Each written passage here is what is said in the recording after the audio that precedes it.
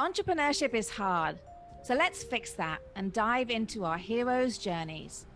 This is Taking Flight, an entrepreneur's journey, and I'm Sarah Torville. Join me as we delve deep into the passions, expertise, and experiences of those already in flight. This show is sponsored by EO Atlanta. It is fabulous to be here again for the EO Atlanta Entrepreneurs Taking Flight podcast. I'm extremely excited about the guest I am interviewing today. She is an organized, creative marketing guru, an absolute rock star, a mentor, a talented individual, strategic, extremely efficient, MVP and marketing champion at Salesforce, founder and blogger at the Spot For Pardot, CEO and founder at Cerkante, Andrea Tarrell. Thanks Yay. for having me. It's great to be here. It's great. Wow, what an introduction. All those things that you have accomplished and are working on, Andrea. I cannot wait to dig in today to learn more about your entrepreneurial journey. So thank you for joining us.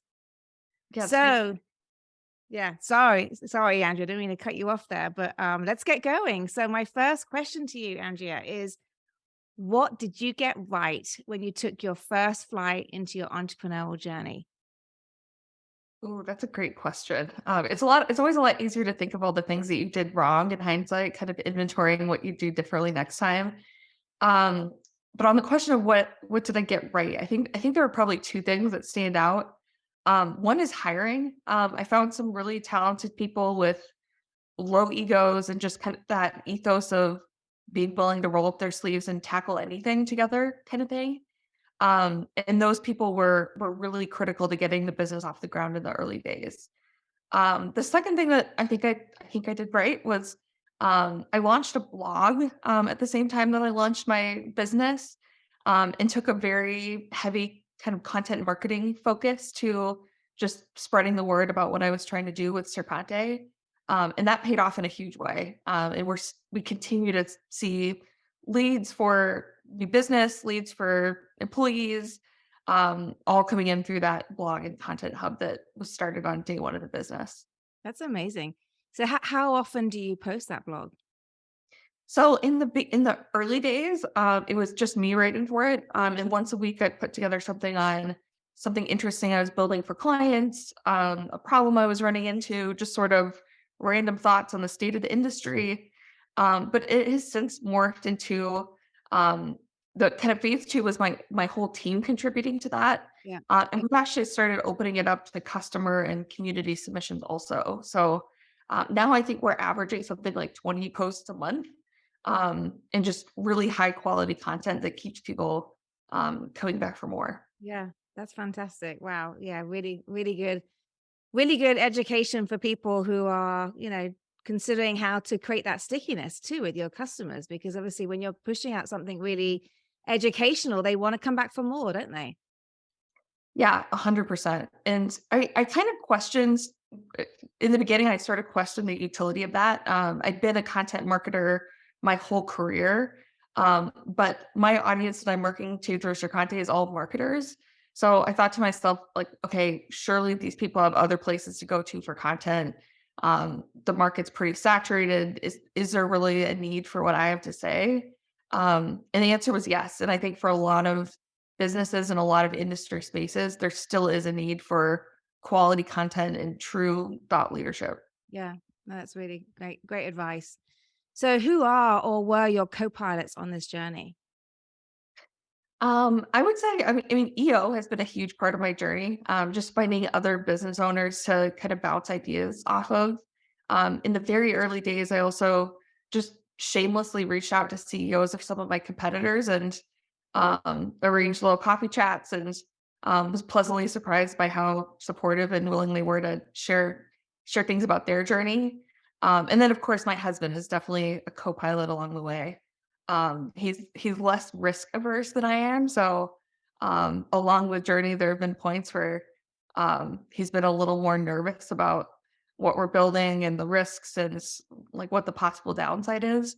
But he's been a great counterbalance to everything I've thought through as an entrepreneur. Yeah, that's so important. Actually, we hear that We hear that a lot. The spouses can be really instrumental and critical, to being that person to, like you say, counterbalance opinions and thoughts. And it's great to hear the EO is that partner for you as well.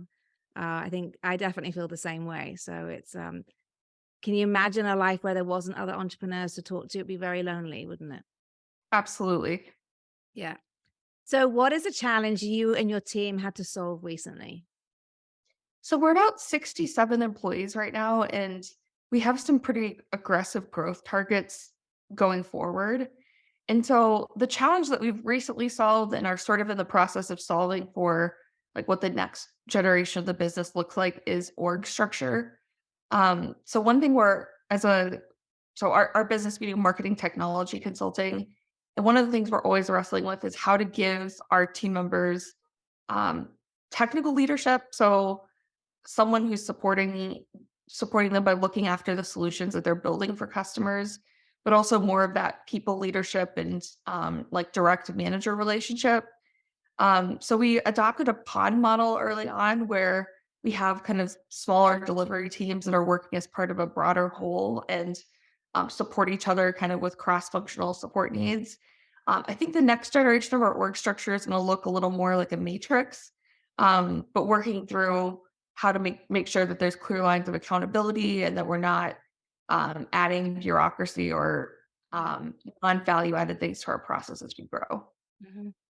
So just dig a little bit deeper for me there, because I'm trying to understand what that looks like. So, can you just kind of like say you because the challenge I know always is, yeah, how do you not create bureaucracy when there's so many lines of leadership and people reporting into different people? So how are you going to retain? I'm assuming you still want to retain some type of, like, I don't know, like personal touch, or people feel like it's still a small organization, but it's also a growing dynamic organization. How do you do that? Yes. Yeah. Yeah, so where we're at right now with that is we have client delivery teams that are like 8 to 10 people that are focused on a particular subset of clients. We've organized our teams by client maturity with marketing automation. So for customers that are just getting started, there's a team that's focused on kind of newbie customers. There's a team that's focused on like helping people optimize when they've already been on the systems for a while, and then it kind of goes up the spectrum to like the most edgy, innovative, creative customers that we have. Right. And right now, I think that need that you mentioned of like feeling like you're part of a smaller, close knit team within a bigger organization. I think our model is working really well for that. Right. Where I think kind of the next step for us is going to be is how do we ensure that not just kind of like the team support, the camaraderie, the career development, that right now is being addressed. But how do we add the next layer of leaders who are helping our team progress on the technical side of things as well? So, like each of our consultants needs to know Pardot, Marketing Cloud, Sales Cloud, and a bunch of other martech platforms that our customers use. And so looking at kind of how to layer on some of that technical expertise in addition to Right. the team and project support kind of thing. Right. I love the fact that you're putting people in, like, the edgier, more innovative type client, different stages of their life cycle, their journey with you all. So, interesting. Okay. Yeah, We're and gonna it's need to get you back on the show and see how that all kind of phases out. It sounds exciting. originally we had talked about organizing by like SMB, mid-market, Yeah. enterprise type of split. But what we realized is that there are plenty of enterprise organizations that really aren't that far in their maturity with the Yeah. platforms, and so behave a lot more like somebody who's just standing things up for the first time. Of course, there are like organizational complexities that are unique to enterprise compared to SMB, but yeah, that's why we've chosen to group it around the maturity stage. Yeah. No, that's really, really good insight. So, what would be the piece of advice that you would offer other people facing this similar challenge? They're having this growth. You talked about the fact that you've been able to categorize clients in certain ways, but, ultimately, what is the goal for that? And then what is the advice you can provide to other people? I guess my number one piece of advice would be like you're never really done with thinking about these problems and thinking about org structure and thinking about how to enable your team, because the market's constantly changing, customers are changing, your team is likely changing as you're hiring and adding new people. Mhm. So something I've learned to accept is as soon as we roll out something new in terms of team enablement or org enablement, we know that there's like a 6 month shelf life on that. Yeah. Like you will have to reinvent it, you will have to rethink it. And Yeah. that's just a part of the process. That's not Yeah. doesn't mean you missed the mark. It doesn't mean anything negative. It's just something that you constantly have to be evolving. Yeah. And if you're not constantly evolving, you're not growing. So yeah. Yep, agree 100%. Yeah. It's really interesting. Okay, great. Um, so as as you're making these changes, has there been any favorite book or something you've referred to that has been really helpful? Maybe not just in this challenge, but maybe previous challenges. So I used to be huge on podcasts, but now that I don't have anywhere to commute to or a lot of air travel, I've been doing a little less on the podcast side of things. Um, Favorite book is art. It's called The Art of Possibility. Have you, if you've read that before, it's No, I'm going to uh, write it down right now. it's a Okay. it's a really interesting one. It's about, believing that you're capable of big things and not introducing self-limiting beliefs and not kind of putting approval or acceptance in somebody else's hands, like giving yourself the power to say, like, "This was my best effort and, like, I'm happy with this." It's one of my favorite books, and I recommend it Okay. to all my members. That's fantastic. Okay. Do you know the author of that book? I should know this off the top of my head. Let me give it a quick Google. Okay. It'd just be good to include that. I'd love to, though maybe it's not too difficult to find, but Yeah, it's, Ben Zander, that's his name. Ben Zander. Okay. For our listeners and our viewers, Ben Zanders with a Z. Is that it? Yeah. Yes, yep. The art of possibility. Okay. Thank you for sharing that. That's really great. Okay. I'm going to definitely dive into that myself. So Andrea, what excites you about the future? Your future flight, what does it look like? So I'm really excited to see, uh, so it being in the technology space, there have been a lot of promises made over the last decade of like, this is the potential for businesses, this is where technology fits in. But a lot of that hasn't really been realized. So, like the picture that Salesforce paints, that HubSpot paints of sort of like a 360 view of your customers and how marketing programs should be executed. A lot of businesses are really far away, have been really far away from that perfect state.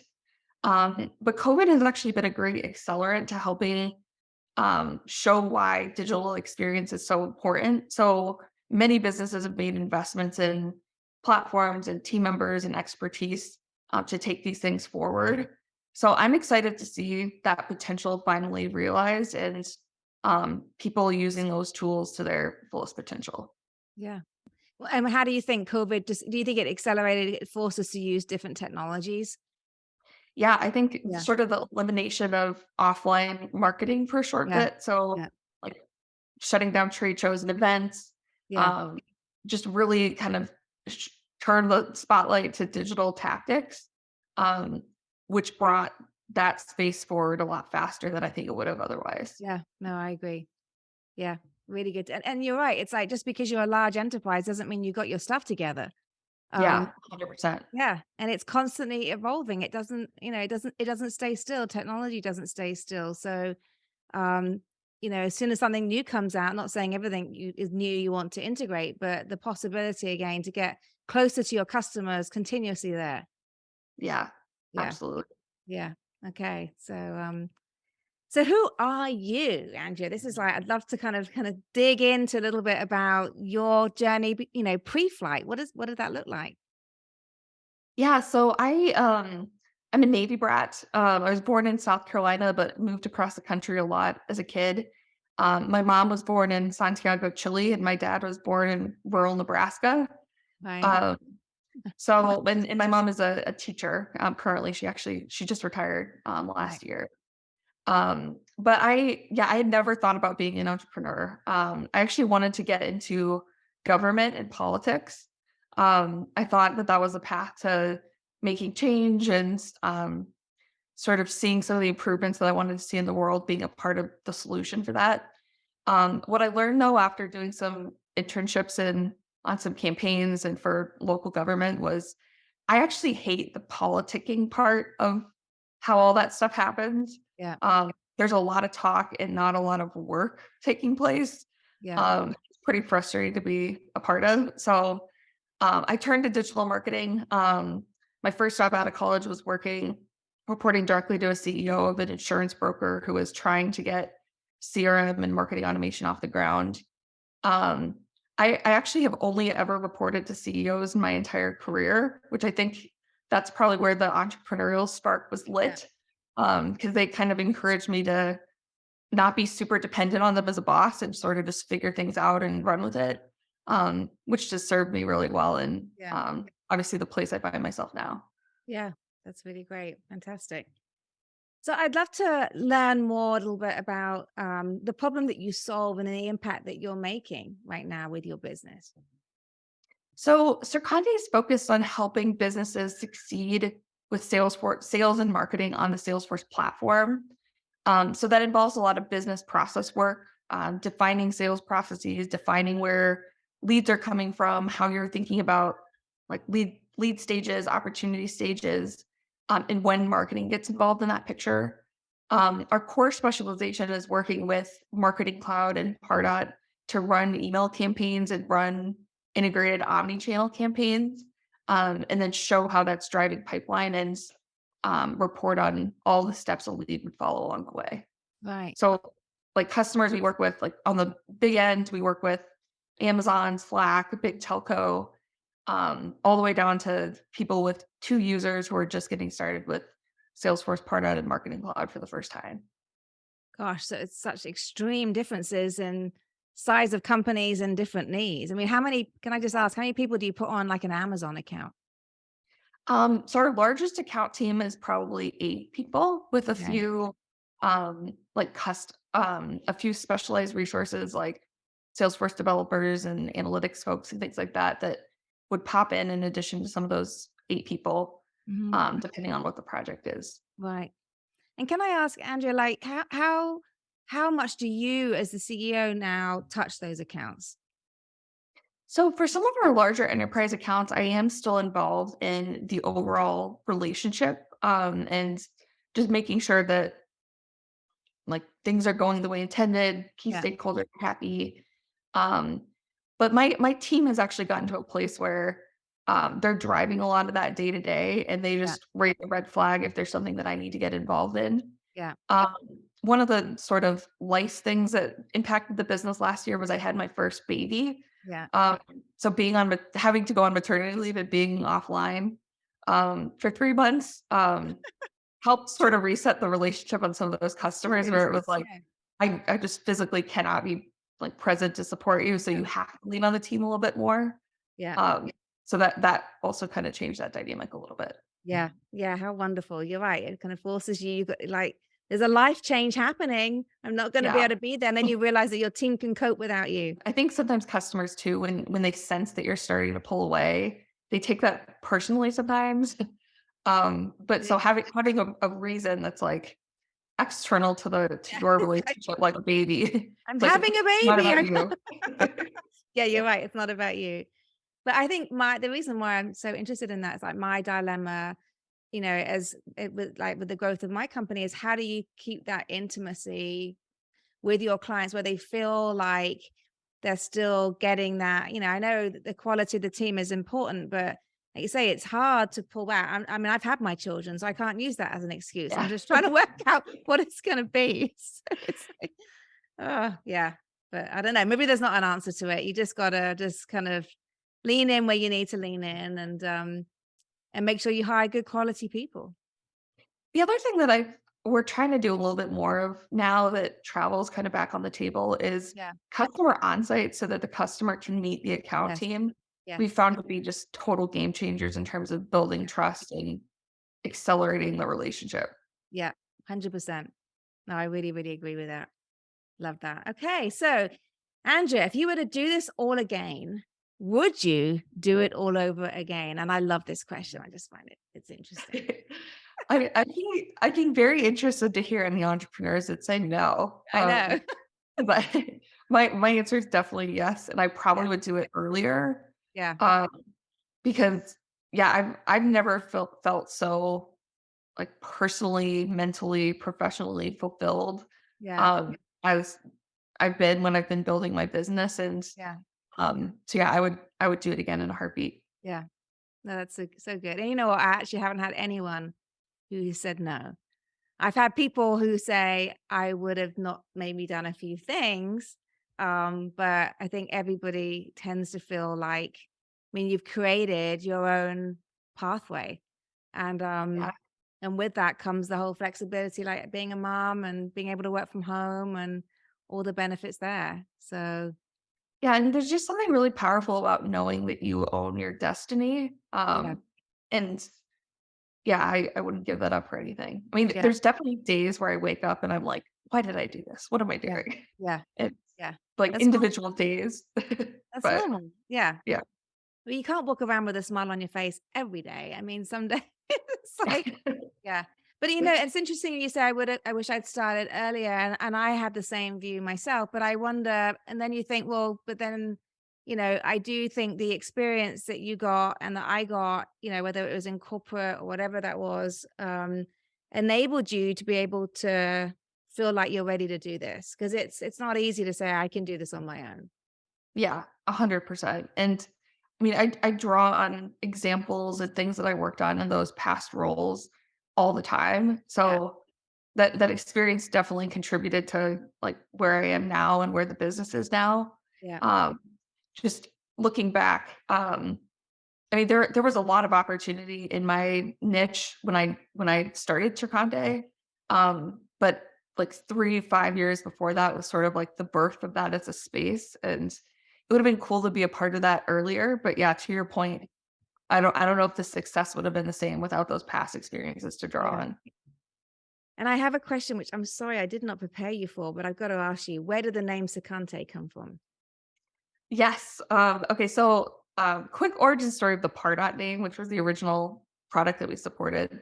So Adam Blitzer and David Cumming, who is obviously a Atlanta entrepreneurial hero. Yeah. When they started Pardot, they used dictionary.com to look up the word marketing in a bunch of different languages and found pardot.com. It was available for $8 and it actually means marketing in Latvian. Oh, There's no connection to Latvia whatsoever. It's just okay. easy to say, free to Yeah. your low cost domain. So I went through a similar exercise when I started Cercante, but the word that I used was seeking because I think so many businesses see kind of this polished picture of what digital marketing and CRM could look like. They buy the products, they're super excited about it, but then they look at their business and it's so far away from Yeah. the reality is just so far away from the picture that they want to get to. So we Yeah. help companies that are seeking to make the leap from where they are now to where they could be with technology. So Cercante means seeking in Esperanto. Very good. Oh my gosh. Yeah. Love that. I love the fact that, and you're right, always seeking a better path of doing things. There's so many ways you can express that. So yeah, People always really. ask me what's Spanish, but yeah, no, it's Esperanto is the language. Yeah. No, I love that. Thank you for sharing that. It's really good to know. So, little bit about you, Andrea. Tell me, I know you've got a young baby, which is wonderful. It's a little girl, I think. Is that right? Yes. Yep. What's what's her name? Her name's Arla. It's Arlo. Arla. Yeah, Arla. Lovely. But what do you do for fun? Like when you're not working and maybe when you're not with gorgeous Arla, what's happening? Um, so there isn't a lot of time, I'm not gonna lie, between the business and doing the new mom thing. Yeah. But outside of that, I drink a lot of wine. I love wine. My husband and I actually bought a small vineyard in North Georgia during COVID. Right. So learning how to care for grapes and um, like all of the different steps before grapes actually become wine. Right. That's been a learning process that has filled a lot of our free time over the last 2 years. Yeah. That sounds wonderful. Drinking wine's definitely a pastime of mine as well. So it's like, Yes. And it's amazing. North Georgia has really good wineries, doesn't it? I did a tour recently with EO. It was wonderful. Yeah, they do, and, so ours is in LJ, and Right. LJ also has a amazing sense of community around the wine industry, so Yeah. the local community is pretty supportive of it. All of the winery owners support each other, know each other, back each other up, and so it's just a really cool environment to sort of watch from the wings. Yeah. Okay. Have and do you like wine from other countries as well? I do, yeah. I Yeah. mean, to be honest, I'll drink just about anything. I love Spanish wines, Chilean wines, And but I'm for not our I love that. And for our listeners, like it's 9:15 in the morning and we're talking about wine and we're gonna drink any type of wine. So I love that. We should have done a glass when we did this podcast. Maybe it's a little bit should early. have. Yeah. Could have poured it in our cereal. How about that? So Yep. so thank you for sharing that, Andrea. So I've loved talking to you. I feel like it's gone so quickly, but I would love to understand where can people find you if they want to reach out to you? What's the right way to do that?